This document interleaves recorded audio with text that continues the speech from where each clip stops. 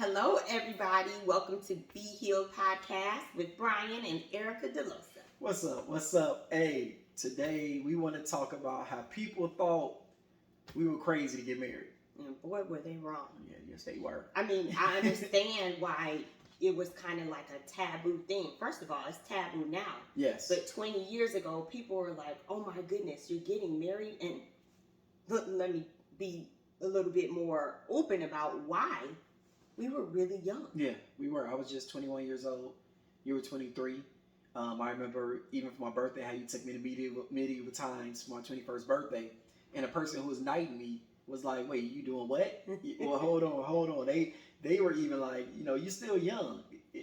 And just like people to understand, I mean, it's something that wasn't, normal for that time, especially not now. Right, and you understand why, but it was really disheartening. Yeah. When we would tell people, oh, we're engaged, and we were excited, but it seemed like so many people were bothered or upset. Like, I get why people were feeling the way they were feeling, but man, was it kind of like taxing on us emotionally. I mean, it's in a joking way I say it now, but I remember when it happened that on the day we were getting married, how I was in the barbershop getting my hair cut, and one of the guys I knew from high school walked in, and they're like, hey, what's up? And they're talking to me, and they're like, so what's going on? I told him, oh, I'm getting married today. He was like, you what? How old are you? I was 21. He's like, don't do it. Don't do it. And he was just, just real adamant about me not getting married, to the point my barber had to say, hey, man, chill out. Yeah. I mean. And I'm glad your barber said, chill out, because it's like, here you are preparing for the ceremony, and somebody's trying to talk you out of it.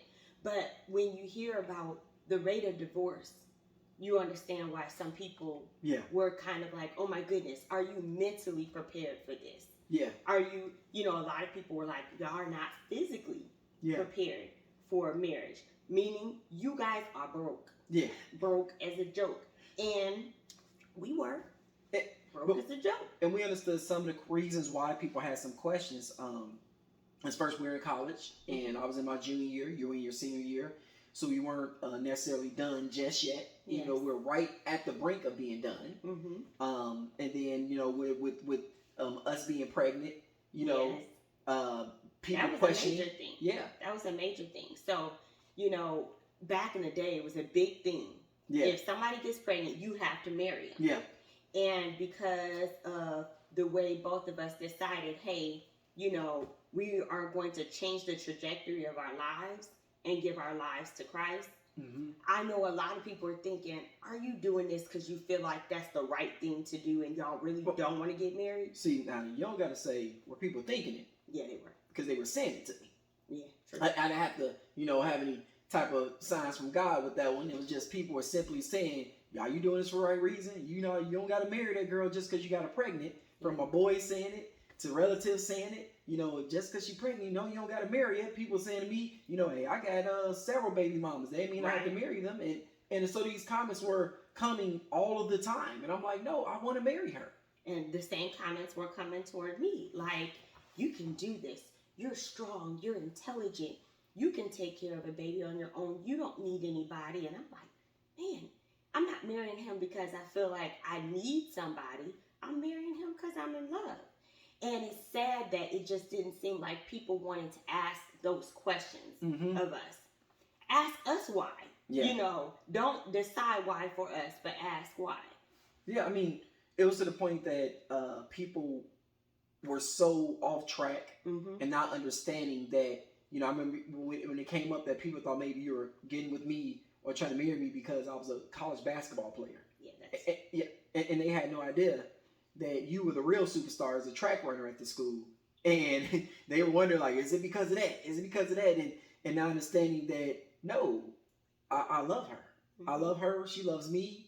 And they couldn't get that concept through their head, but you're young. You got so much more life to live. Like, life stops when you get married. Right. Which is, we know, is completely wrong. It's a very beautiful journey that begins. And one thing I realized at that time, or probably a little later, is just that people didn't understand how in love we were because they weren't around us like that. When people are away in college, you don't get to see how they're interacting, and all those things. We were together Yes. all the time. Well, that's like what. all the time. Well, that was my teammates are always joking, and they used to make the comments and say things about y'all little jokers gonna be married, you know, because I played basketball. Everybody's much taller than me, Right. but they were We were saying, little. Yeah, we were little, so they would always make them comments because they saw we were together all of the time, Yes. and so they would make little comments to me about y'all gonna end up being married. They didn't expect us to be married that fast, though. No, they didn't. Nobody did. No. Our own families didn't expect it. So when we decided, hey, we're gonna go on and we're gonna get married, it was just kind of like, whoa, that was fast. But we knew. We had spent so much time together. We knew each other very well. And we had a good understanding of who the other person was. Yeah. And what people don't understand about me is that I was in a place where I knew if I got married, I said my foundation would have to be built in Christ. Because I was saying that because I knew in order to have the wisdom I would need, the self-control I would need, to be able to love you the right way, to be able to have the forgiveness I need. I knew I didn't have it within myself to give you that type of love you deserve. And I was just in mindset like, well, I know if I have God with me through this, and I truly keep him number one, that our marriage will make it. I was able to see my parents' marriage at that point 30 plus years. Now it's 40 something years, about to hit 50. Do it, and it constantly let me know this is our foundation of how we do this. And I was like, well, I can do it too with that foundation. And knew even my father got married young. And so I was very confident in, no, we're gonna be okay. But others didn't understand. No, they didn't. And I think that is another big issue with why we're doing what we're doing. Yes. Because it was sad that people didn't ask us. People didn't talk to us to find out if we were prepared. They just assumed that we weren't. Yeah. Also, people didn't do a lot to help prepare us other than spew negativity. Like, once you saw that we were going to do this, how about the positivity? How about the encouragement? How about giving us the tools that were necessary for us to be successful? That didn't happen. It was all like, should you be doing this? You should stop. I want to jump in. And I mean, I'm talking about some people who had 20, 30-year marriages at that point. Like, I mean, are you sure about this? I mean, you know what you giving up? You giving up, young man? And it's like, I mean, if I had another chance, I'd have waited longer. And let's say for those listening, those watching, if you have a marriage and a good marriage, and somebody's going to get married, then give them the tools, encourage them. Yes. Don't automatically start throwing seeds of doubt and seeds to try to make them question should they do this or not. I knew I was just so in love with you. I was like, no matter what you say, I'm marrying her because I ain't losing this prize. And I agree, and that's how I felt too. And I think that's the main thing. People don't understand what you personally consider as a prize. So people didn't understand what we personally considered as a prize. Yeah. But the main thing is, in order for people to make it, a lot of that negativity, you have to learn how to tune it out. Yeah. Even the negative thoughts in our own minds, in your own minds, just tune them out to say, hey, we can do this.